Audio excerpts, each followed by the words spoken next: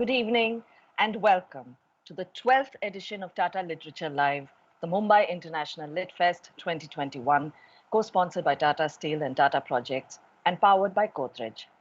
Coming up now is a session I have always enjoyed because of the adrenaline rush it brings, the debate. Tonight's topic of debate is college students should not participate in political protests. I'd like to let you know that we shall be taking in audience questions, so keep typing away those questions in the comment section. And now, I declare the first audience vote open. This is vital for us to find out what you think of the topic, whether you are for or against the motion right now, because you are the ones that decides the results. You can vote by simply clicking on the link in the description below. Enter your email and vote for or against the motion right now. This first vote is open only from now, before the session starts, up until just before the first speaker speaks. That is all the time you have to register your first vote, so please do it now.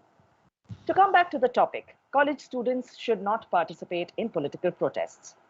Well, there's the story of that one particular student who entered the University of Buenos Aires to study medicine. His hunger to explore the world led him to intersperse his collegiate pursuits with two long introspective journeys that fundamentally changed the way he viewed himself and the contemporary economic conditions of his country and the world. Che Guevara will forever inspire people across the world because of the way he took on the mighty powers of capitalism, no matter how young he was. Surely there's no age bar before you are not allowed to speak up for people. However, we have seen students dabbling in dirty and dangerous politics, armed with weapons and attacking fellow students and teachers simply because they differ on political ideologies. And mind you, this is just not just now, what we've seen in Delhi recently, but violence in student politics has happened forever across the world. Even during my years in Calcutta, in college, a place which gave birth to many, many poignant Indian student protests. So, what is right? To allow or to not allow? That is the question that will be answered tonight. But before we begin, allow me to explain the rules. So before any of the speakers speak, you need to vote, which is now, so that we find out what you, our viewer, thinks of the motion, which side you agree with. The voting is now live, so you can vote by simply clicking on the link in the description or go on to tatalitlive.in/debate and vote. This is open only for a very short while until just before the first speaker. Shortly thereafter, the results of the first audience vote will be declared by the chair. Then, it will be the turn of the speakers to speak. Each member of the panel has 5 minutes to make their argument. There will be a warning sound when there is 60 seconds left and another sound when time is up. The speakers will alternate, starting with the panel for the proposition, followed by the opposition, and so on. Each speaker will be followed up with a specific question by the chair. Post this, all the four speakers will get an opportunity to make a rebuttal in turn for 2 minutes each speaker. For these rebuttals and clarifications, a warning will sound when there are 30 seconds left and another sound when time is up. Post the rebuttals is when the Q&A starts with questions that you, the audience, will have sent us in by typing it in the comment section. This will be read out by me and thrown to the chair on behalf of the audience member. The chair will then decide who to ask the question to if not specified. Midway through this interaction, a second vote will be taken. You will vote again. The chair will sum up the debate, announce the results and the winners. How is the winner decided, you ask? I'll tell you how. The winner is decided by the number of people that have shifted from one point of view to the other. For example, if in the first audience vote, for the motion was 70% and against the motion 30%, and in the second audience vote, for the motion went down to 60% and against the motion went up to 40%, then the winner of the debate is going to be the one against the motion because it gained 10% during the debate, even though the other team had a majority. So the results are entirely based on the number of opinions that the teams managed to move over to their side with their arguments. So don't wait any longer. Quickly register your vote on the link on tatalitlive.in/debate. And now, let me introduce you to the speakers. Speaking for the motion, agreeing that college students should not participate in political protests, is a journalist and author who was educated in South Asian history and politics at Oxford, in business and finance at Columbia University, and in journalism and filmmaking at Jamia Millia Islamia and Delhi University. So I trust that that would have given him ample experience of student life and his trysts with politics. Ladies and gentlemen, it gives me great pleasure to invite Hindol Sengupta to the debate today. Joining him to speak for the motion is the author of The Last Battle of Saraighat, the story of the BJP's rise in the Northeast. Her alma mater, Miranda House, has an interesting development as of March this year. Miranda House is planning to start a 3-month certificate program for training young women interested in joining politics at the state and national levels. I wonder if such a course had been available when she was a student, would this very, very successful political strategist of today have studied it from then itself? We may find out today. Ladies and gentlemen, it gives me great pleasure to invite Shubhrastha onto the panel. Speaking against the motion that college students should participate in political protests is a lawyer who has studied in Harvard Law School, which was a microcosm of the political rifts of the 60s and 70s. This lawyer has also appeared in court for a student protester who was detained in Karnataka for their protest against CAA. He has written extensively on subjects like the freedom of speech, the judiciary, the Constitution of India, and authored many books as well. Ladies and gentlemen, it gives me great pleasure to invite Abhinav Chandrachur. Joining him to speak against the motion is a woman who is a self-professed soldier for peace, has been trolled viciously for speaking up against the idea of war and its cruelty, has actively participated in student protests, and for her efforts at peace has been lauded by Time magazine as a free speech warrior. Ladies and gentlemen, it gives me great pleasure to invite Gurmehar Kaur for the debate. And chairing this session is one of the pioneers of the Indian news broadcasting industry and the author of the best-selling Super Trilogy, which triangulates the geoeconomics among India, China, and America. Now, being a journalist is all about uncovering both sides of the story, so he's the ideal person to chair tonight's debate. Ladies and gentlemen, it gives me great pleasure to invite Raghav Bahl to the debate. Now, with the introductions done, rules sorted, let the session begin. Over to you, Raghav. Thank you very much, Ratna. Good evening, ladies and gentlemen. Welcome to what promises to be a very lively, very contentious debate. You know, when I saw the subject, I was transported to my student days, and I'm now talking largely of the 1970s, spilling over a bit into the 80s. And I wondered whether this subject would have been debatable in the 1970s. Because in the 1970s and the 60s before that, but 70s, since I have a lived through experience of the 70s, the fact that student politics and student activism and studies were one organic whole. One led to the other, one sort of interacted. And there was really no separation between the church and state there. That students were always politically active and politically alive, and the proof of the pudding clearly is in the eating, right? I mean, we saw some of the biggest protest movements of the 1960s, 70s, even the 80s, were very largely propelled by student power. In our own country, we of course had the whole Naxal movement, we had the Navnirman movement, we had the student movement of which led by JP, which led to the imposition of emergency. Within the emergency, we had very active student reactions to the imposition of emergency. Across the globe, we of course had the Vietnam protest. We even had the Tiananmen Square protest in China. So, then it was very difficult to say that students should not or could not or would not be part of political protest. But, 40 years out since that time, I think some sort of evolutionary change on a rather remarkable scale has happened, and therefore the issue is now debatable. The issue is now contentious. What's happened? Today we are living in a very hyper digital, a very hyper connected, a very hyper competitive, a very sort of a hyper specialized world, very different from the world as it existed in the 70s. And in today's world, you cannot scrub anything that you do. There is, of course, the fundamental argument that students are, financial dependents, and yet they are adults. So they face the full force of any reaction. They face the full force of any of the law, but they're not financially independent. So they're vulnerable. Also, the fact that they are now so much within a digital echo chamber, so much more within a competitive world, that it becomes almost impossible for them, as I said, to leave the past behind. So they are particularly vulnerable. And also, student age is an age of rebellion, right? It's an age of being emotional. While I'm not saying they're not mature, there are life's experiences that you need to go through to become fully mature and to fully understand things in their nuance and their sensitivity.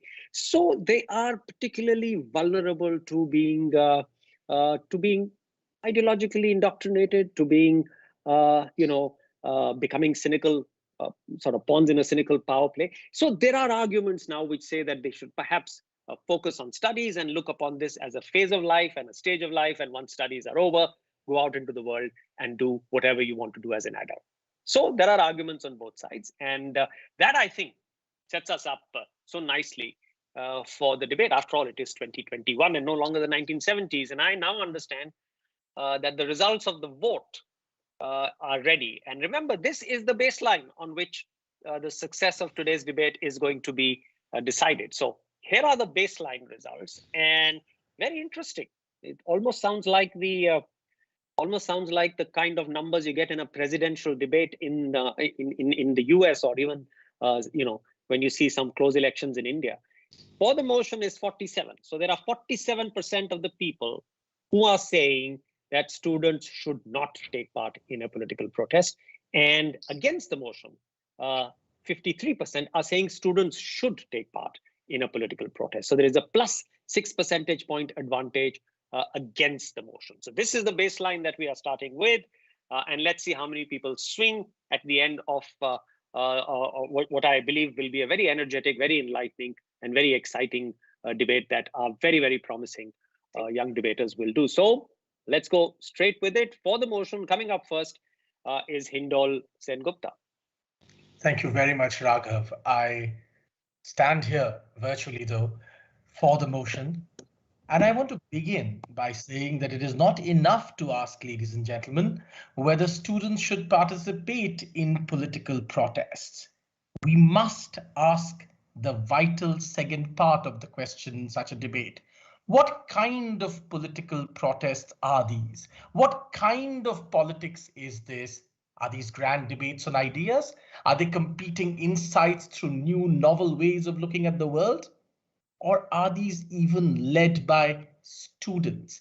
In the name of students, are we essentially seeing cadres of political parties fight out in our universities? And is that the place where our students are going to get an education? Let me tell you a story, ladies and gentlemen. Roughly about a decade ago, the great Presidency College, the College of Vivekananda and Subhash Chandra Bose, was given the status of a separate university because of its long and illustrious history. It became Presidency University. But alas, ladies and gentlemen, nomenclature does not change everything. In 2012, the Hindu newspaper reported that year after year, violent political protest was out of control in Presidency College / University. Let me quote from that report. A senior police official said they did not, and here we're talking about quote unquote students, they did not even think about the gravity of their offense. And here they were talking about students, quote unquote, going to war with knives and pistols and bombs and what have you. They told us, said the official, it had been happening for the last 20 years, and so they felt they should do it too. Then the report also quoted a senior professor in the physics department who said, in the last 3 years especially, the situation has become unmanageable. There is violence almost every week. This is 2012. In 2017, for the second year running, Presidency College / University could not find enough seats to fill its undergraduate seats in science, in chemistry, and remember which department that professor was from? Physics. 48 seats were available, only 34 could be filled. What is happening, ladies and gentlemen? The so-called political protests are not expanding the minds of our students. Today, they are destroying our campuses in a vicious identity-based ideology which forces people into boxes, demands unquestioning loyalty, and is in fact I put to you, the very opposite of the meaning of education. Education, ladies and gentlemen, is supposed to build a sense of identity. Politics in our campuses takes away from that greatest boon of student life. And in the name of political protest, what we are seeing today is the curtailment of every ability of freedom to dabble, the freedom to mix and match, the freedom to embrace and then discard ideas, the freedom to have opinions and then leave those opinions behind, to make up your own mind. And ladies and gentlemen, far more importantly, to change one's mind.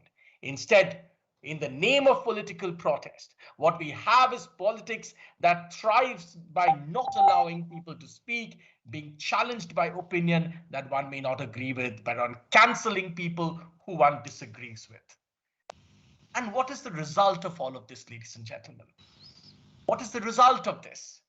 For the last several years, only 3 higher education in universities, higher education colleges rank within the top 200 positions in the world university rankings: Indian Institute of Science, Bangalore, Indian Institute of Technology, Bombay, and Indian Institute of Technology, Delhi. What is common, ladies and gentlemen, among these 3? They do not have the curse of what we call rampant political protest. And these are the only 3 universities that find a place and send their students into a world with what they come in demanding and asking for, an education. Year after year, this is the truth. And that's why, ladies and gentlemen, I stand here for the motion. Thank you, Hindol, for wrapping it up completely on time. My question to you, you've built a powerful argument, but you've built it on a very, very single strong plank, and that is that political protest in universities is toxic, it's violent, it's based on identity politics, it amplifies it, and therefore it takes away from the what a student should be doing.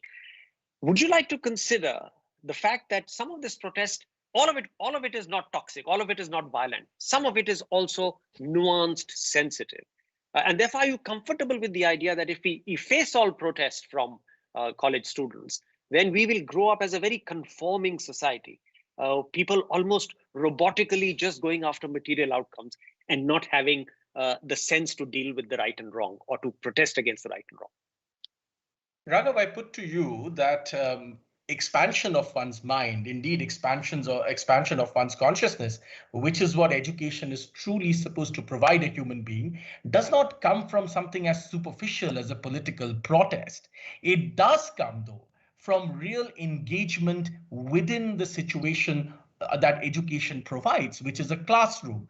It comes from people engaging with books and texts that they may have not had access before. It comes from giving an opportunity to people who may have never had and would have never had that opportunity to engage with ideas and texts that they would have never had access to until they came into that classroom, until they came into that college, into that university. I believe that by using this idea of political protest as something that expands students' minds is completely flawed. As you pointed out, in fact, today it's even worse. These ideas that people pick up in universities and the things that they do and the cancel culture that they learn, they are taking out in the world. So instead of the world expanding, instead of the world becoming more accommodative, we are seeing across the board the world becoming narrower, people becoming more intolerant, people not having had the opportunity to debate out things. If political protest is so potent, Raghav, I put to you, you have been seeing this from 1970s. We have had 30, 40, 50 years of such protests in the world. Would you argue today that India is a place today where more debates can happen, more civil discourse happens? No, it doesn't. In fact, today, the India we live in, actually civil discourse has become almost impossible. The idea of debating with ideas has almost disappeared. We've come into a world of pure cancel culture. And that is the toxicity that this idea of political protest in our universities and colleges has really created for us. Thank you, Hindol, and I'm glad I don't have to debate with you or to answer that question that you threw at me. I pull my privilege as the chair to ask the first speaker against the motion, Gurmehar, to come in and begin her arguments. Gurmehar, you need to unmute yourself. So much, Raghav, for inviting me. Yes. Lynching, communal violence, police brutality, bills being passed without debates, state attempts to clamp down on freedom of expression, all these are very common sights by now, and these sites are not within university campuses. It is absurd to think that students, a significant subset of voting population, would not be affected enough by political decisions to call them out and demand justice. Be it protests in Hong Kong that shed light on Chinese extradition bill of the 2019 or dissent against the US war in Vietnam, there is ample evidence of student participation resulting in tangible change. Good evening and welcome to what can be considered in multiple democracies a non-debate, and here is why I say so. Politics is just not for people, it's not just for people who are part of political parties and legislatures, but for every single citizen affected by it, and that includes our students. People's lives, liberties, and even aims and futures in part are shaped by the kind of laws they live under. Their ability to freely express themselves, walk safely on the streets, have financial security, etc. If they choose to fight for those essential things through protest with some semblance of change, they should have that choice. So many students get to interact with a diverse set of people once they enter college and are introduced to perspectives so different from ones of their parents, the ones that their parents have conditioned them to see. They view the world through a broader lens, get sensitized to issues they never knew existed, and go through a process of self-discovery and actualization, which often includes shaping their personal beliefs and principles. In a world that students have to now navigate themselves, the state and its ruling become more pertinent than ever in ways that impacts them, their principles, the people of their community. The youth, more than anyone, care about the future and the kind of world they live in and feel obligated to make it more than just a safe space. Believing in causes and standing up for fundamental rights is something they should be able to do collectively. Because student protests can create the kind of unified voice that is hard to ignore or silence easily. The personal is political for numerous students. In that, they want to play an active role in dismantling systematic laws that oppress so many identities. As a Muslim rendered stateless by the CAA and RC bill, or a trans person whose security, privacy, and right to self-determination are violated, or as a person from a family of farmers subjected to state violence, one's very existence is threatened. As students, there are only limited avenues for them to combat injustice, and one of them are protests, and protests that spark possibilities of change. One might say students shouldn't get involved for the fear of safety. Activists exist specifically to lead protests and causes, but where do these activists come from? Most activists start as students who have been personally affected by discriminatory laws or empathize with marginalized and marginalized and are galvanized into social welfare because they care about making a country a better place to live in. Some of the current crop of top leaders have been student protesters against decisions like the emergency. Participating in political protest is a choice students make, knowing the potential risks that come with it, depending on the sort of state they live in. They can choose that sacrifice if they believe it leads to bigger outcomes like larger public support and mobilization for the cause. It is their trade-off to make. When you when you know your issue is urgent, laws are cutting away at you and your fellow citizens' freedom, security in the country, there needs to be someone who can challenge unjustified acts, fascist measures, and puppet media coverage. If students don't raise their voices about important policy and constitutional issues, who will? And how many other ways are available to them? The power of mass protest and participation is immense. It garners international media and raises awareness.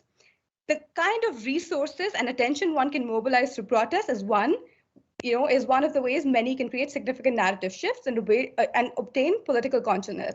A big example of this is in 2019, very recent student protests in Chile over a subway fare hike morphed into a nationwide call for socioeconomic equality and better social services that brought millions to the street and forced the president to increase benefits for the disadvantaged and start a process of constitutional reforms. University students. There is still more time. Well, university students have found a safe space in campus protest to work on, to work and act on their constitutional rights, and that needs to be protected. That's your 5 minutes up, Gurmehar. Now, my question to you is that you made a very compelling and a very strong case, but you focused almost entirely on a positive outcome, where a positive, healthy protest against excesses in society leads to positive change. You focused on that. That's a very important part of the argument to focus on. What about what Hindol was talking about? And he was talking about cancel culture. He was talking about a perversion of the political process, which his argument was, well, that's the pervasive reality, not the healthy protest that you talked about. And therefore, students should be actually getting their sensitization and their evolution as adults, as thinking adults, through the process of knowledge and discovery and books, and that is the positive process and not the protest. How do you handle that? I mean, that's a very patronizing argument to start with. And talking about violence, I started off my debate mentioning the lynchings, mentioning the violence we have seen in the recent past. And like I said, all these, all of the instances of violence that I mentioned are not ones taking place in a student campus. In fact, there have been 693 incidents, 11 deaths during the 2019 Lok Sabha polls. So what do we do now? Do we stop the polls? Or do we create frameworks? Do we create effective frameworks to make sure that students, citizens can exercise on their political constitutional rights? And that is my question and my answer to Hindol's argument. Anything more you would like to add? You do have some more time. You have about a minute to go. Well, I've got a lot of time, but I've said what I had to say. All right. Good. So Gurmehar concludes her argument, and we've had one speaker each now who's gone for and against the motion. And now coming up is Shubhrastha. She will be making a case for the motion, that is, students should not be protesting. Thank you, Raghav, for including me in this really interesting session. I think we are going by whatever I heard from Hindol and Gurmehar. I think there needs to be a demarcation between activism and protest. And I think somehow we have been able to very successfully muddle the difference between the two and make activism seem like protest and protest seem like activism. Now, with all due respect to Gurmehar's sincerity, the arguments that she made is a perfect example of why student protest should not be allowed. She ended up saying that Indian Muslims have been, disenfranchised by CA and NRC as if they don't have citizenship anymore. That's not correct. A very small bill of not even, it's half a page bill. If Gurmehar would have managed to read the bill properly without getting into that intellectual hegemonic atmospherics of the English department, Delhi University, and managed to read for herself, as Hindol was saying, going back to the text, going back to history, looking, doing her own research, she would not have fallen into this classic Indian liberal trap. Point number one. Point number two, We keep quoting Dr. Ambedkar every now and then. It's important to revisit what Dr. Ambedkar had to say in the Constituent Assembly, the last speech that he made, where he spoke about grammar of anarchy, where he spoke about life of contradictions when he was discussing social democracy. And I think it is here that I want to make my the main argument against main argument for this motion. It's important for us to understand that in a democracy, when we use words like protest and when we use words like dissent and we romanticize this entire quote unquote students movement, we take away the essence of what is actually at hand. That is a philosophical, theological arguments behind whatever is going on. It's interesting and very, sexy to talk about lynchings without understanding and without actually looking up into data to see which state actually passed the first anti-lynching law in India. And what was the team that, behind that, famous legislation? It was an extremely young cabinet with an extremely young legislative, body which actually passed laws. Gurmehar made it seem as if everything in India is not right. Lawmakers are making, laws out of some random machinations, and that's not true, Gurmehar. There is an electoral process in place. People go to, in fact, everybody kept quoting JP prior to this. Let me tell you, JP also initiated a movement, and all the leaders from JP movement had a very democratically, they had a very democratic sail through. But my fundamental question, Raghav, and I think I'm going to stir up a lot of controversies by saying this. My point is whether it is JP movement or the aftermath of JP movement, what kind of leaders did we get? It was fine to protest against Indira Gandhi. It was fine to oust her out of power. But at the end of the day, what were the policy initiatives that were taken after asking Indira Gandhi to leave? I think today in India, we need to discuss this. It's not about representation anymore. It's about quality of representation. With the advent of social media, it's very easy to broadcast your points of view and opinion without anybody trying to trample down on your freedom of expression. If you're bold enough to take up criticisms your way and handle it with panache, I don't think people lynch you for merely airing your views. Yeah, you can be, of course, put behind bars if you paint a particular chief minister in a particular way, but I'll leave those jibes for political discussions, primetime political discussions. There was a parental conditioning. I think I still have some time to go. There was some talk about parental conditioning, Raghav. Let me tell you, in campuses that I have been, a campus that I have been part of, there is a deep-seated intellectual conditioning as well. And I think students need to be given enough time and leeway not to understand the merits and demerits of both these kinds of conditioning, parental or intellectual, hegemonic, dictatorial conditioning in college campuses, especially if a student walks up, to the alleys of Delhi University or Jawaharlal Nehru University or, all elite college campuses which are infamous or famous for protests, they need to understand that there are students not only coming down to, taking a metro from Vasant Vihar to Delhi University. There are students who come from Nevada, who come from Chikmagalur, and all of them have a very different intellectual exposure prior to, going and hitting the ground. So, and when I'm talking, we've come to the end of your 5 minutes. Of course, you have 2 more, and you can dilate a bit. But I just wanted to, the argument that you put forth had two sort of equal measures in it. One was obviously the topic that we have, which is students taking part in political protest. But then you brought in a very strong element of contemporary politics into it. Nothing wrong with it, and you brought in an element of the liberal versus conservative debate, which is at the heart of a student political protest. There are liberals and there are conservatives, and they are even more sharply delineated. I just want to drag you back to a very interesting point that you made right at the beginning of activism getting confused with protest.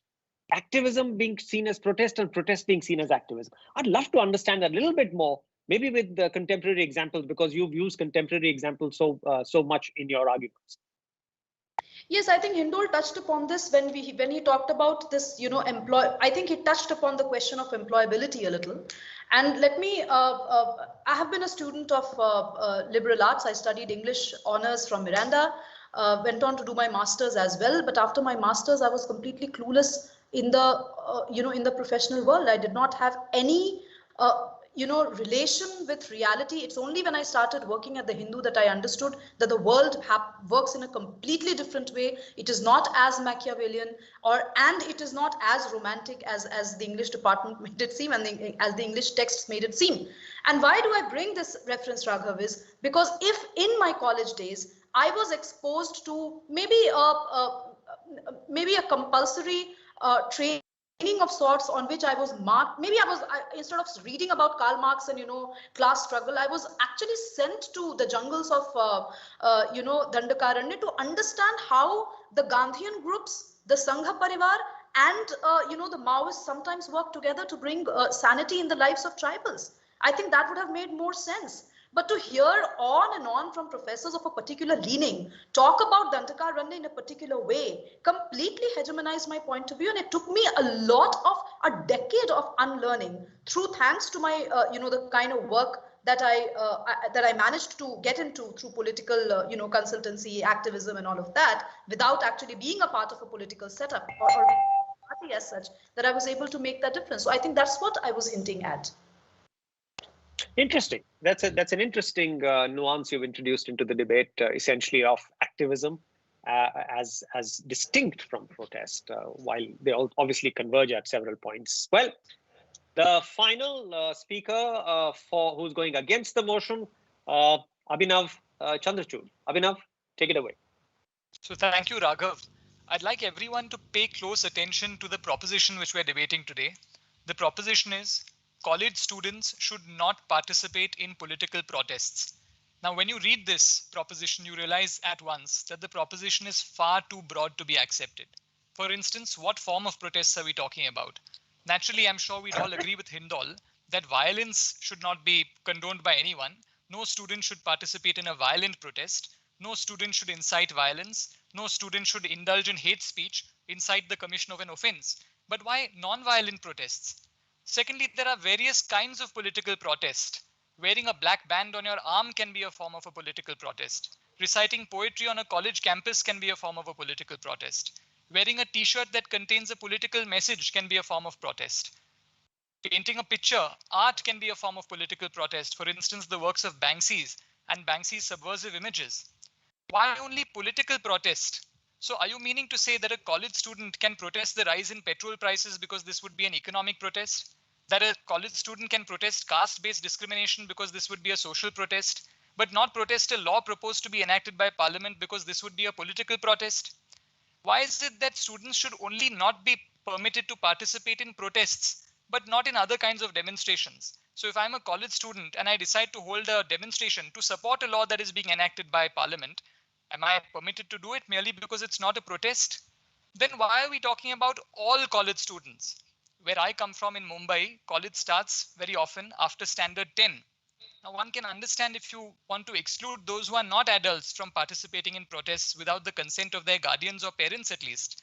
But why adults? Why do you want to prevent adults from participating in political protests? Adult college students can vote, they can drive a car, they can enter into contracts, they can get married, they can, in many states above a certain age, drink alcohol, but they can't participate in political protests. That doesn't make much sense. And why all college students? This includes not merely undergraduate students, but also graduate students, postgraduate students. Many postgraduate students may have taken up a doctoral degree after some practical experience. You're including all students, painting everyone with the same brush. And why only college students? So do you mean to say that a person who has a high school diploma but chooses not to go to college can protest? Do you mean to say that somebody who's in high school, who has not yet entered college, should participate in political protests? So it's okay for Greta Thunberg, for example, a high school student who began her activism at the age of 15, sitting outside the Swedish parliament, to protest merely because she's not a college student. But it's not okay for a college student to do so merely because that student is in college. Well, I find it quite interesting. and some of the members who spoke for the proposition, I think hinted at this, that well, students are going to college for the purposes of studying, and that's what they should do. Now, I find this to be quite an interesting and quite an amazing argument. Students should only study. If that proposition is correct, then wouldn't it be correct to say that cricketers should only play cricket, workers in factories should only work in factories, farmers should only till the land? That argument would lead us down a very dangerous, slippery slope, because then nobody would have the right to protest remaining. Correct me if I'm wrong. I don't believe being a protester is a career choice. So everyone would have a career, and no person who has a career would be entitled to protest. Can it be said that lawyers should only be engaged in the practice of law and not get into allied fields? If that were so, then we would not have a freedom movement, because most of the leaders of India during the colonial period, leaders like Gandhi, Nehru, and Patel, were lawyers. And don't we want to encourage our students to think critically on college campuses, or do we only want them to engage in the conventional wisdom? Now, you have heard some of the counter arguments that have been made today. One of the counter arguments is that, well, students could end up going to jail if they participate in political protests.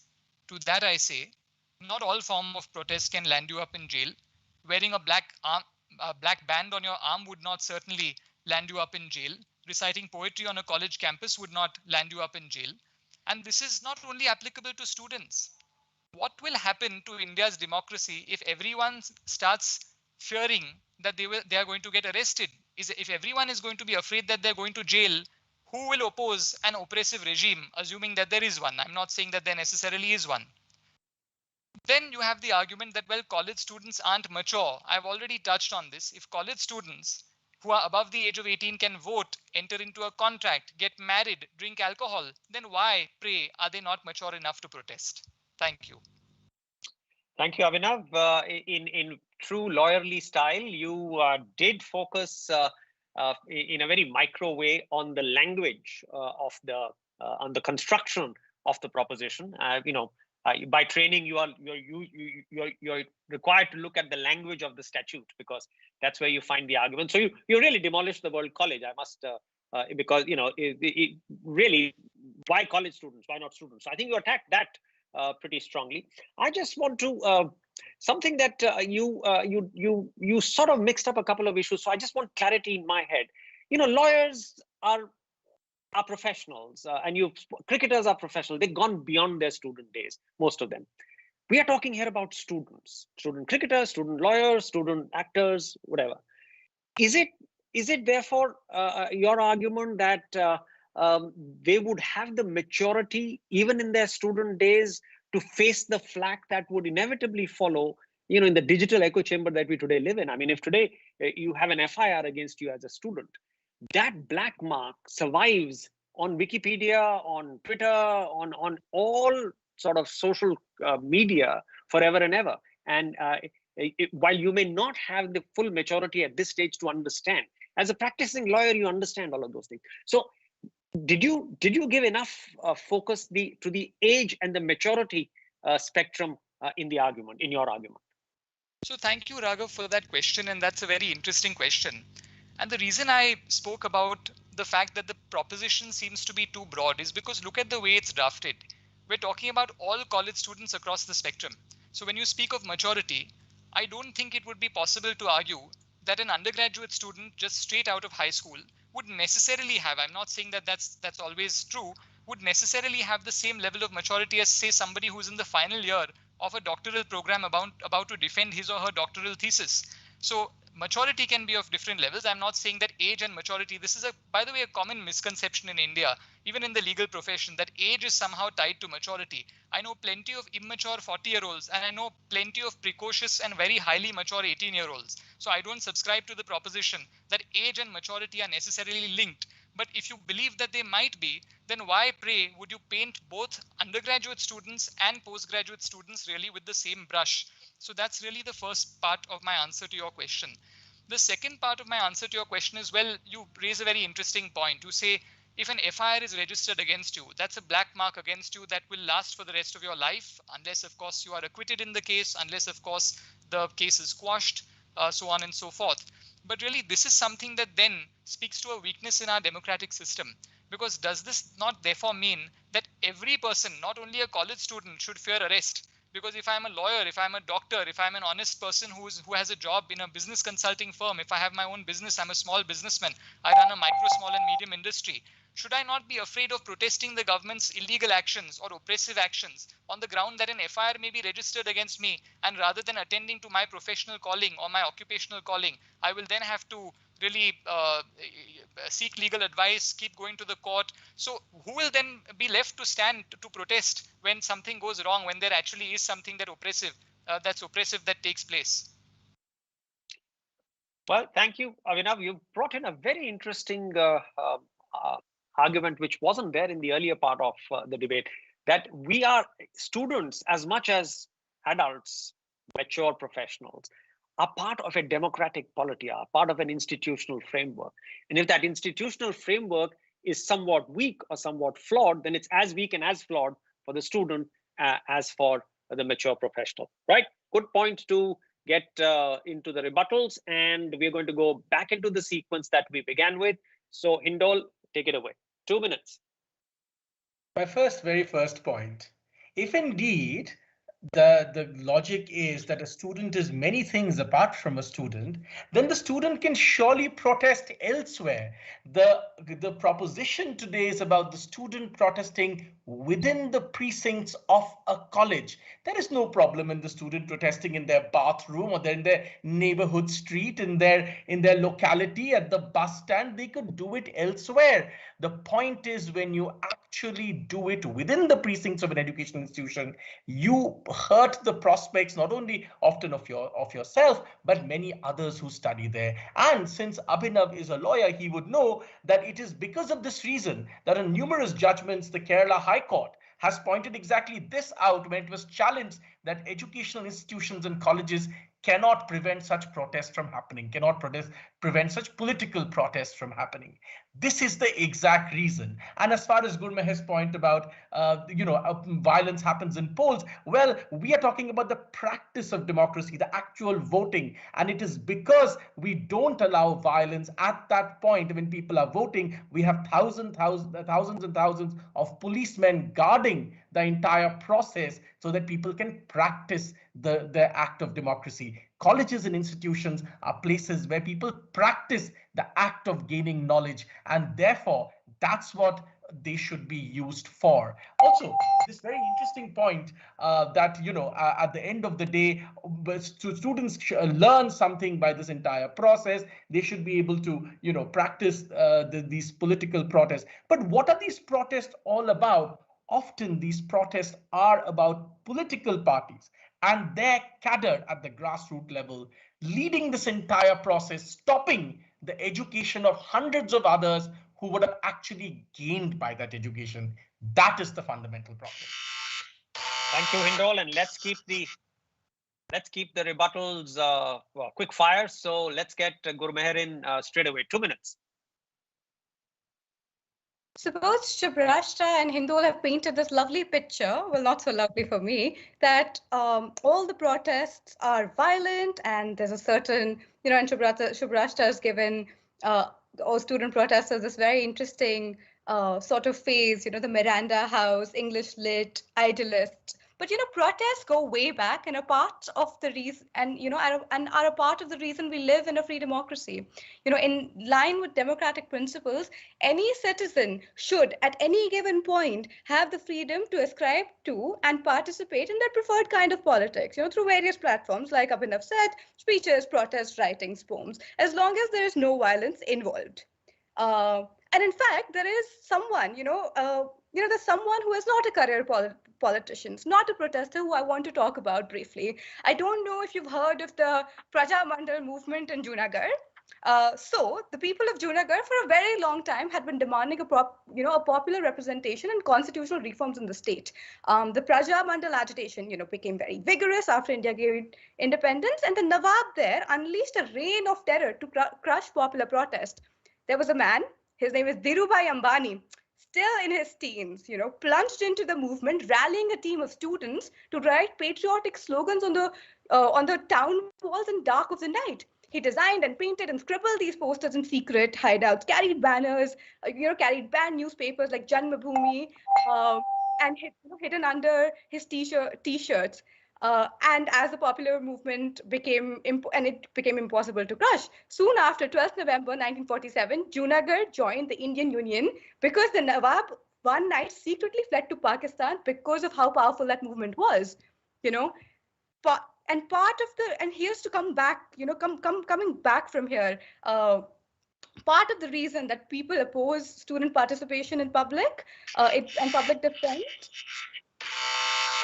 Gurmehar, you've run out of your time, but you did quote an extremely unusual example. I mean, you live and learn new things every day. I didn't know Dhirubhai Ambani was such a student activist. Big fan of Sardar Patel. I'm sure Hindol would know. Yeah, so that's interesting. I live and learn new things every day. Shubhrastha, over to you. 2 minutes. You have to unmute yourself, please. You're muted. When a professor who happens to be a woman is stopped from taking classes, is holed up in a classroom and not even allowed to use a washroom, surely that doesn't account for student protest. That's absolute gundaism and hooliganism.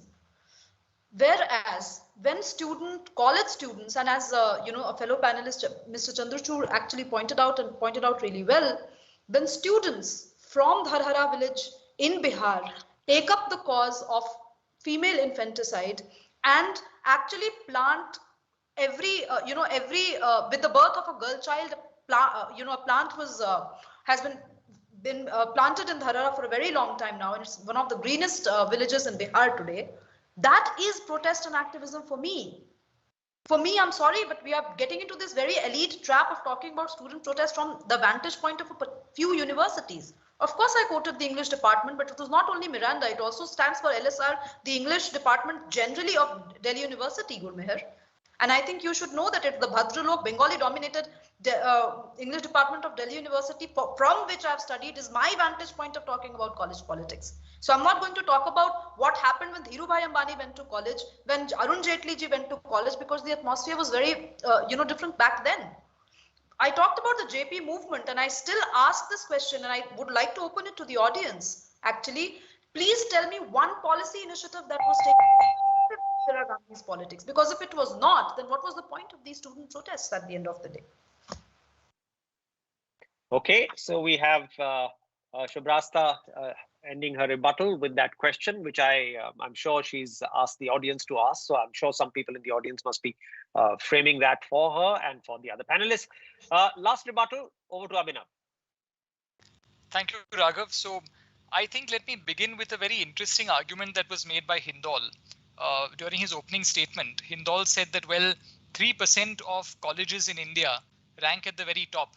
And the thing that these 3% colleges, I don't know if he said 3 colleges or 3% of the colleges that they have in common, is that they ban student protests. And I think this takes us down a very interesting trap. And I can encapsulate that trap in a sentence, which is correlation is not causation. It's a pretty famous statistical saying. And let me explain what that means to the uninitiated. Because I wake up every morning, the sun also rises. Does that mean that the sun rises because I'm waking up every morning? Surely that can't be true. Merely because two things are correlated, they occur at the same time, does not mean that one of them is causing the other.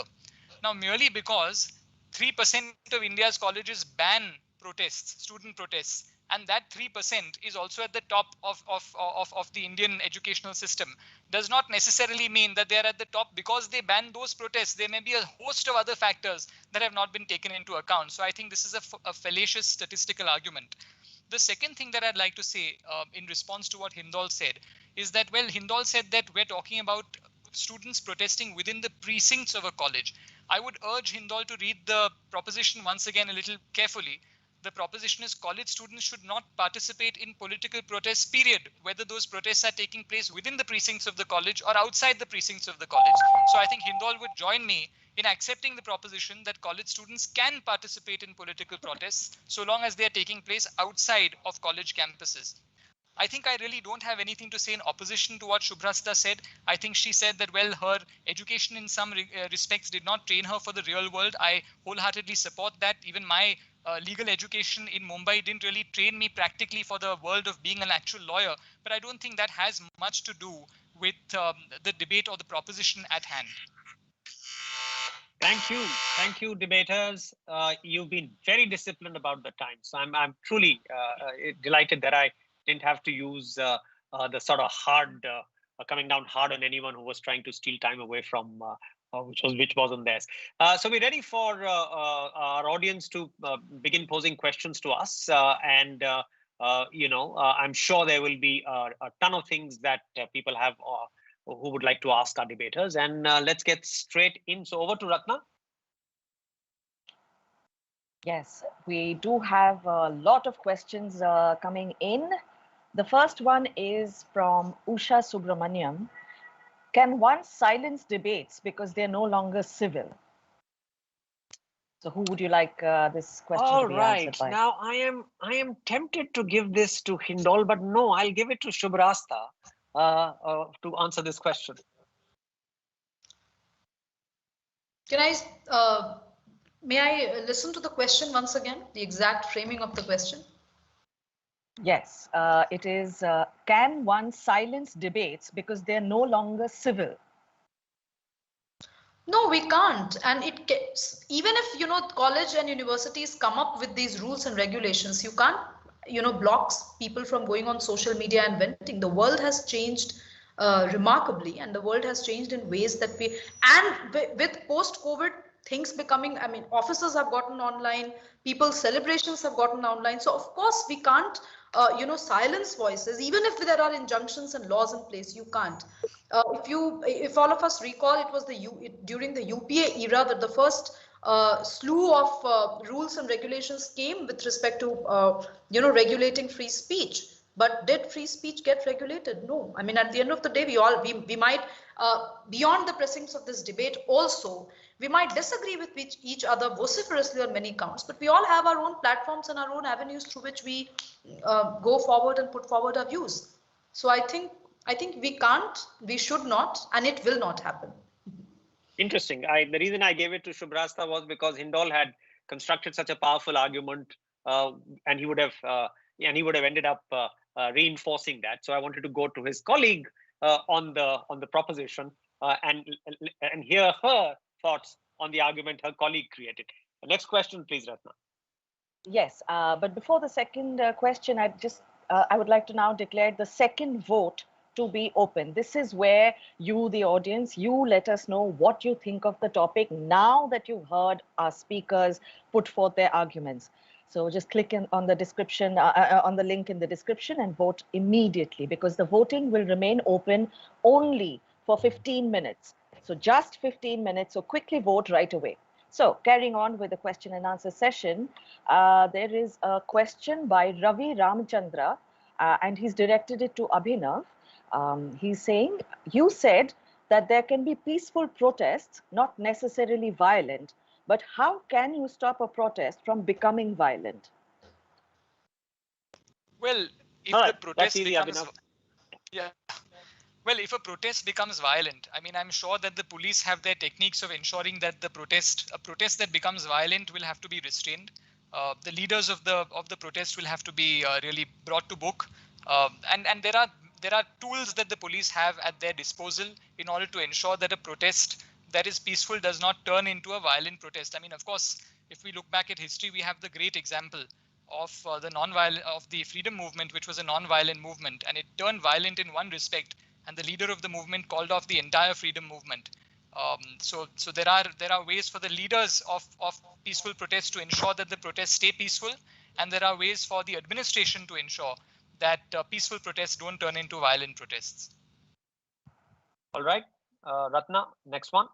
Yes. The next one is by Shahana Shah, who has pointed this to Gurmehar, asking, why should taxpayer money be used to protect students when it is already being used to educate them? I always find this statement kind of vague, and and it's a blanket statement, right? When we say taxpayer, who are the taxpayers? Right? Do taxpayer, are these students protesting not taxpayers? Are their parents not taxpayers? When we go and buy a little packet of chips and the little tax that goes in it, are we not already a part of this economic system? So yeah, it's a very vague, redundant question, and that's all I have to say. How do you even define taxpayers? We often define in this imagination, within this sort of framework, the imagination is a taxpayer is this man in a suit who goes to work and isn't a student. But you know what? When I go to a restaurant and I eat my food, I'm paying my tax. And you know what? Since I paid my tax, I also want to protest. And that's all I have to say in response to it. I can pay my tax and protest. I have the right to do it, and I'm going to do it. Okay, Ratna, interesting. Yeah. All right. The next question is from Ratna Das, and she asks, how do the speakers for the motion hope to stop students or young people protesting or even thinking? Right, Hindol, you take this one away. We don't want to stop anybody from doing anything. We do have a very powerful case, though, that the proposition clearly says college students. I mean, I've tried to change that by saying, well, it doesn't say college at the end. Well, it does define them as college students inside a college. Otherwise, they would have just said students. We do have a strong point that as college students in an educational institution, they must focus on the education. And we keep moving on from this point. The Kerala High Court, in judgment after judgment, has pointed out that colleges, because of the nature of this political activity, have the right to stop this kind of activity. And we are not talking about activity here which talks about a black band on your shirt. We are obviously not talking about that. That's a very romanticized idea.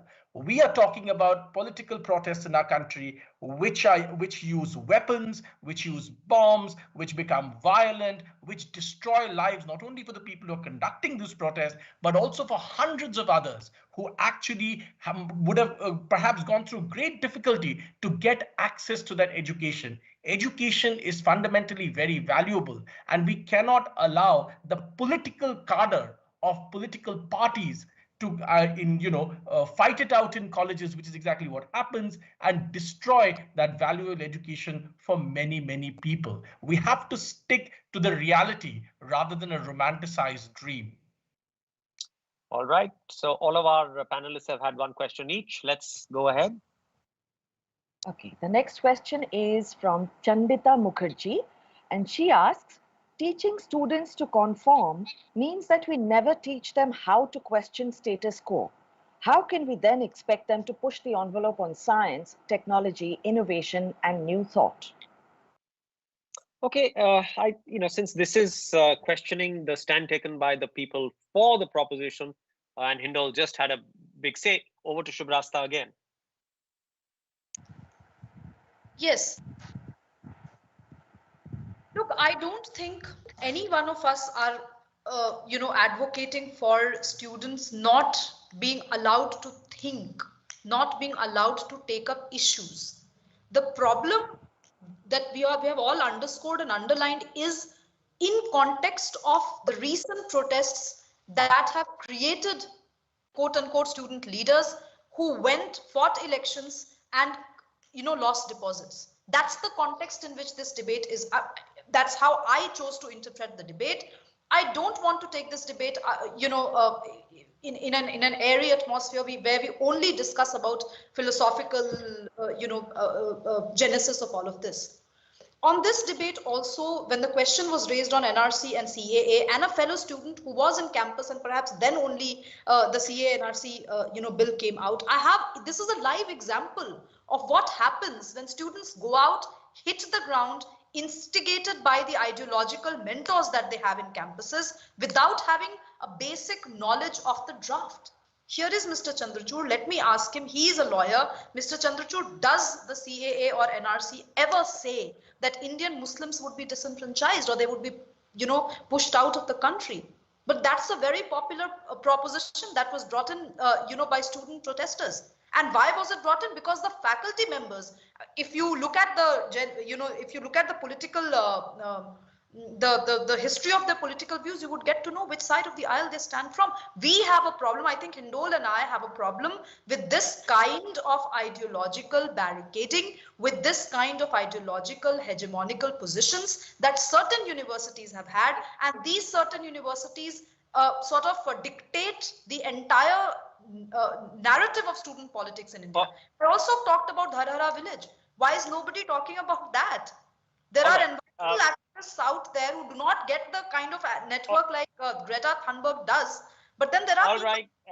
Sorry, yeah. Shubhrastha, all right. I think you've answered the first part of the question. Then you've thrown a little challenge at Abhinav. Can we break format a bit and get Abhinav to quickly respond rather than leave it hanging in the air and then go for the question? So Abhinav. Okay, sure. So Shubhrastha has asked me about the CAA NRC, and I don't think I can answer that question in anything less than an hour. But I would like to plug a paper that I've written on the CAA NRC. It's up. It's available on the Social Science Research Network. It's available for free. So if you're interested in the topic, I have written about this, and you can download the paper. All right. Okay. And Raghav, since you're breaking format, since the point about Sardar Vallabhbhai Patel was thrown at me by Gurmehar, I deserve 30 seconds to answer that, with your permission. All right. We're having a debate within a debate. It's fine. It's all right. Wonderful. Since the point about Dhirubhai Ambani was brought in, well, anybody who knows the history of Junagadh and Sardar Vallabhbhai Patel in Junagadh would know that Sardar Vallabhbhai Patel used the most strongest measures possible to stop a particular kind of political activity which was antithetical to India's interest. In fact, it was Sardar Vallabhbhai Patel who told communist student protesters, so to speak, that really most of the things that they were demanding even before India got independence were absolutely worthless, because fundamentally, the country had to get into independence first. So if we are debating history, we should keep 30 seconds up. And just to be fair, I think Gurmehar only said that I'm talking about Sardar Patel and Hindol would know it. So I don't want to go into newer debates here, but interesting. Stay charged, stay excited. It's always good to have very energetic points of view. Ratna, let's get back to our audience and what they're asking. Yes, there's a question from Simran Mendon again for Shubhrastha. This is asking, is Shubhrastha implying that protests must lead to policy creation by the protesters?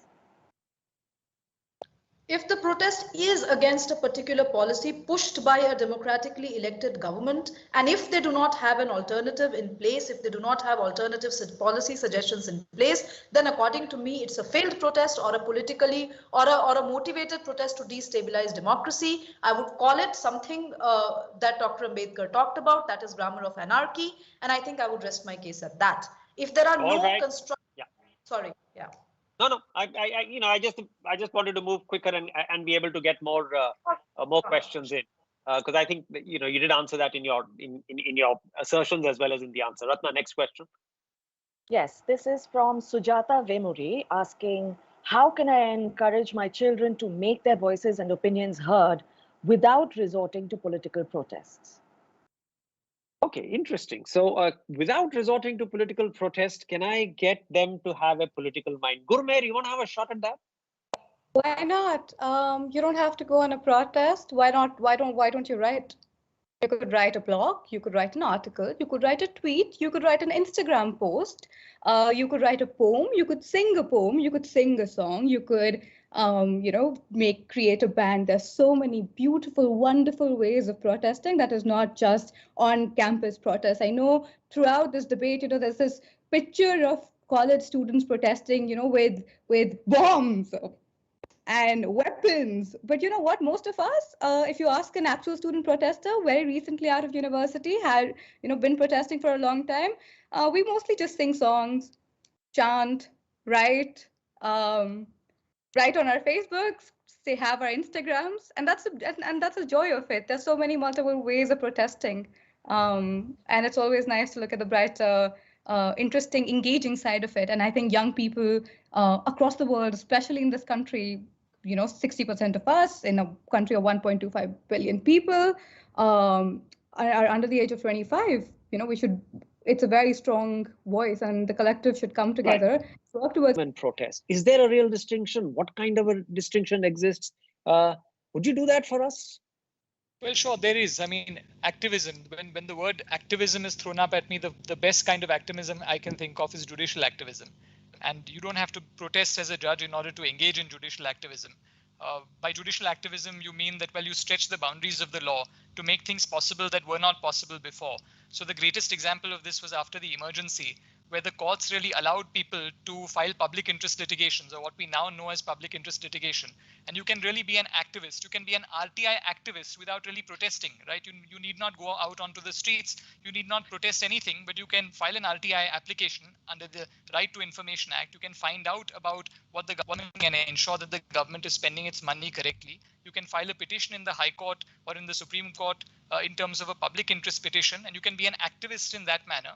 And at the same time, you need not necessarily protest because you're within the system. You're not protesting against the system.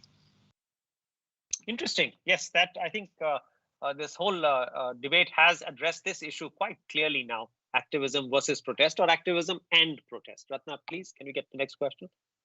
The next question is directed to Gurmehar. It's from Ashini, asking, will you not agree that students do put themselves at risk when they protest? For instance, students in Hong Kong have been arrested. So even if you think that they have the right to protest, is it sensible to do so if you risk being arrested and ruining your future? I think, when we talk about students, why are we thinking of them as, when we talk about students, why are we thinking of them as children? Students are 18 years old. They believe in something. They want to fight for something. They want to stand for something. And they are thinking people. If they can vote for between two political parties, they can very well make a choice for themselves where they are like, well, you know what? I'm going to say this. This might get me in trouble. This might get me, this might get me charged under UAPA. But I'm going to continue to, I'm going to continue to speak for what I believe in, and that's a trade-off they make. But the real question is not, well, should students, should students put themselves at risk? The real question is, why is there a risk? In a democracy, why is there a risk for a student to say what they want to say? Why is it that students, when they post statuses on Facebooks or walk, with a Kala Jhanda in front of the Home Minister's car in UP as a way of protest, are put into jail? The question is not of whether the question is not, should we make the choice? The question is, why do we have to make a choice in a free country? All right. So I think this whole point of the importance of an institutional framework, and if the institutional framework is benign, then possibly protests are more legitimate for any student to adopt or to indulge in. Is an argument that's been made. I'm not on either side of the argument, but I think the point of institutional framework is an important one. Ratna, next question. Yes, this is from Divyansh Gautam, and he has pointed it to Abhinav and Gurmehar. Do we have a resource or books that map student protests through history in India and the world, necessary to keep the knowledge alive? All right, do you want to take a choice between the two of you? Who wants to go first, or maybe just one of you? Abhinav, you want to go because Gurmehar just finished an argument? Sure, yeah. So I have to be candid. I mean, I'm not aware of any book that maps the history of student protests. I mean, there are plenty of great books on freedom of speech and expression. There's a great book written by Gautam Bhatia, Offend, Shock and Disturb, which will give you a lay of the land on the arguments that are made in terms of the free speech regime in the country. But I have to be candid. I don't know about any book that maps the historical context of student protest in the world. No. There is a book that I was just about to begin reading, and because I have terrible memory, I can't quite remember the name, but there is a book, and it basically charts Ho Chi Minh's entire political journey and sort of it's called Underground Asia. The book is called Underground Asia. Yes. All right. Underground Asia. So if you're looking for books on protest, you'll find a lot about Subhash Chandra Bose as a young protester and the little underground connections between one student protest and another. It's a very interesting book. Interesting. So you have a definitely. Next question. Yes, I will just, sorry, I'm scrolling up and down. Here we go. Ratna, we Veda could also Bharati. make this the last question, if that's okay with you. Fair enough, of course. So Veda Bharati has asked, do students really have a good understanding of the history and politics to take a stand, especially when we believe that even the history books that we study are biased? Okay, in all fairness, to balance things out, the quick answers from Hindol, followed by Shubhrastha, because that'll balance it out. Hindol? That's the entire point. An education is supposed to teach people how to think, to open their eyes and their minds and their hearts. And it doesn't matter if students choose to, or anybody chooses to fly flags outside any politician's car in any state of India. The moot point here is to keep the educational space sacrosanct. That's the All moot right. point. And we Yes, should stick to that point. Can I take 60 seconds to answer that? moot point has been made so forcefully by Hindol in every argument that he's preferred. Okay, last word, Shubhrastha, and then we can get to the results because they are ready. See, there's a pointed question being asked about whether our history has been biased or not. Of course it has been. Otherwise, we would have all, when we heard and read about Indira Gandhi, we would also have read about Tarkeshwari Sinha. Tarkeshwari Sinha, interestingly, comes from Bihar, from Nalanda. An MP who happened to be a woman who went to London School of Economics on full scholarship, studied there, took a decision to come back to India, serve her motherland way back in 1930s. That was a very big thing. But none of us even know about Tarkeshwari Sinha. I don't, despite the fact that I come from her land in Bihar. I would want to say that she is my political ancestor that way. But I don't know about her. So of course this question, I think and this is not just about one. This is not just about one Tarkeshwari Sinha. There is a Dakshayani Velayudhan who stood up in the Constituent Assembly debates. So, Shubhrastha, I'm just cutting you in because before we get to the results, we are giving all our speakers one final wrap-up comment, 1 minute each, and we'll go in the order in which we started. So, Hindol, you have exactly 1 minute for your final comments. Thank you, Raghav. One second. Are we ready? Okay, Hindol, go. Thank you, Raghav. In this 1 minute, the only thing that needs to be underlined again and again is that we are debating whether educational institutions, colleges themselves, should be used for quote unquote political protests that are so venal, so violent that no less than the Kerala High Court has passed judgment saying that universities and colleges deserve the right to stop this kind of activity. We are not talking about black bands being flown. We are not talking about Twitter messages. We are not talking about poems being written. We are talking about the political protests that plague most of our universities. And the point about only 3 or 4 universities consistently, year after year, popping up in the top 200 colleges, we have to ask ourselves if we can afford more disruption to education, where not a single university, even today, actually from India even pops up in the top 100 list. We have 4 and all 4 of them are technical universities, right, which most of them are free from this plague. We have to create better education spaces. Thank you, Hindol. We are going to be somewhat approximate in this 1 minute here, but we all know what 1 minute looks like, right? Gurmehar, go. Part of the reason that people and Hindol and Shubhrastha oppose student participation in public dissent is out of concern for student safety. But the question is, why does this fear of arrest or charges arise in the first place when non-violent protests are perfectly constitutional? Violence is condemnable. And it is important that students ensure that protest remains non-violent under all circumstances. But it is even more important for the state to be non-violent as well. And the students should be able to oppose state actions that cross this line in any form. In India, the frequency and list of reasons for slamming charges on student activists have grown alarmingly under the BJP routine. It is the state that has tainted student protest as subversion, and crack down on the so-called anti-national participants, making it increasingly risky to publicly question and denounce political bills and actions. To those who argue that protest participation detracts from actual all education. right.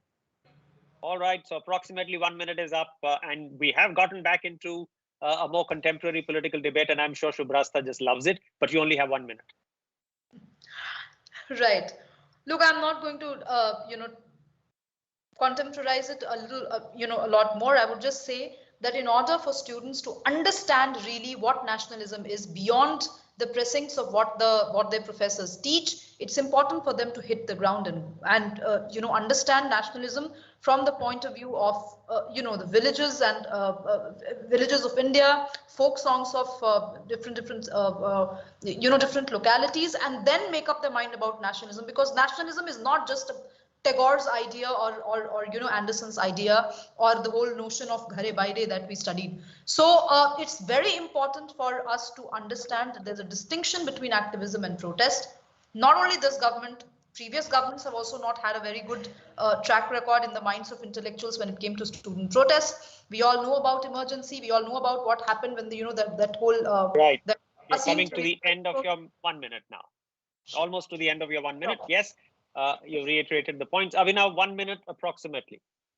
Thank you. So to conclude, I'd really like to tell everyone here that before I went abroad, I studied law in a college called the Government Law College in Mumbai, and it was set up in the 1850s during the colonial period. And the motto of this college, set up during the colonial period, was Nevil Fano in Latin, which means let nothing evil enter. And by nothing evil, the college administration were really worried about political protest. You see, they didn't want lawyers, they didn't want law students protesting because they knew how dangerous that could be to the existence of the British regime in India. So make no mistake about it, the administration is very worried about students who protest. In the 1970s, the Navnirman movement in Gujarat, the JP movement in Bihar, which was alluded to, threatened to topple the Congress government and was cited as a cause for imposing the emergency in June 1975.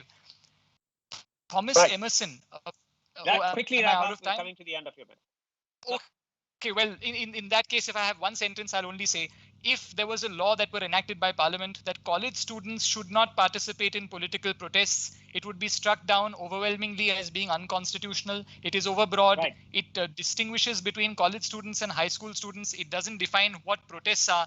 So and that's all I really have to say. That's more than a sentence. Thank you, Abhinav. Thank you very much. I knew you had to conclude your argument, but I just had to throw the scalpel in there. Okay, the results are in, and I just want to make two very quick points. I know you want to know which side won or which argument won. To make a point, you often have to take the extreme part.